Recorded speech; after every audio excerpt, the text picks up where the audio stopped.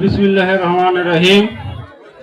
আজকের এই নির্বাচনী ধানের শীষের পদসভার প্রধান অতিথি দুইবারের সাবেক সুযোগ্য উপজেলা উপস্থিত রয়েছেন বালাগ্রাম ইউনিয়ন বিএনপির সংগ্রামী সভাপতি জনাব মোহাম্মদ আব্দুল হাই। মঞ্চে উপস্থিত রয়েছেন বালাগ্রাম ইউনিয়নের সাধারণ সম্পাদক জনাব মোহাম্মদ ফিরুল ইসলাম শিবু চৌধুরী, নীলফামারী জেলা নেতারা এবং জলঢাকা উপজেলা নেতারা। মঞ্চের সামনে উপস্থিত রয়েছেন বালাগ্রাম ইউনিয়ন বিএনপি জাতীয় নির্বাচন নীলফামারী ৩ এই জাতীয় নির্বাচনের জলঢাকার সংসদ সদস্য পদপ্রার্থী জননেতা সাবেক সফল দুইবারের চেয়ারম্যান জনাব আলহাজ সৈয়দ আলী চাচার পক্ষে বালাগ্রাম ইউনিয়নের আজকের এই পথসভায় মধ্যমণি হিসেবে আমাদের মাঝে উপস্থিত আছেন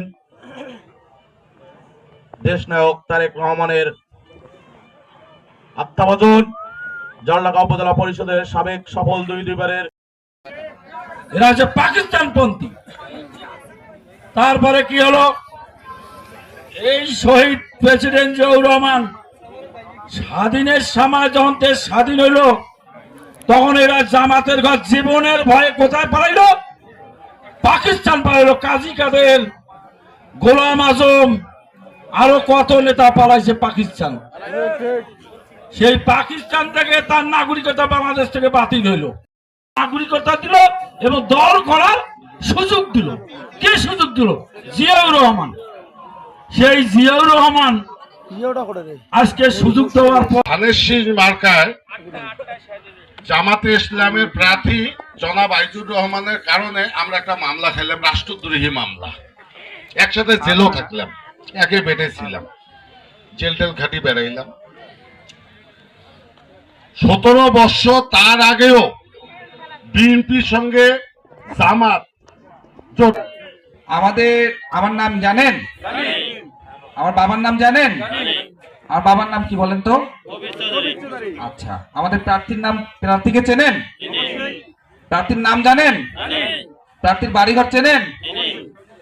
তার সম্পর্কে সবকিছু জানেন তো? আর আমাদের অন্যান্য যে প্রার্থী সবাইকে কি চেনেন?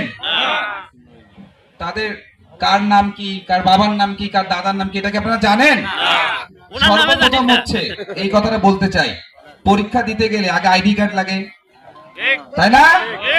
আইডি কার্ড লাগে, নাম পরিচয় লাগে।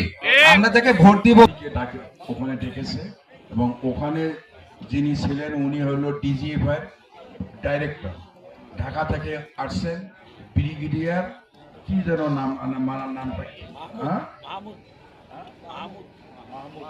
যাই হোক মাহমুদ সাহেব উনি, আর ওনার সঙ্গে ছিল কর্নেল, ওই ডিজিএফআই কর্নেল শহীদুল সাহেব নাকি, উনি আমাদের এই নীলফামারী পঞ্চগড়ের 7 ডিস্ট্রিক্টের চার্জে আছে।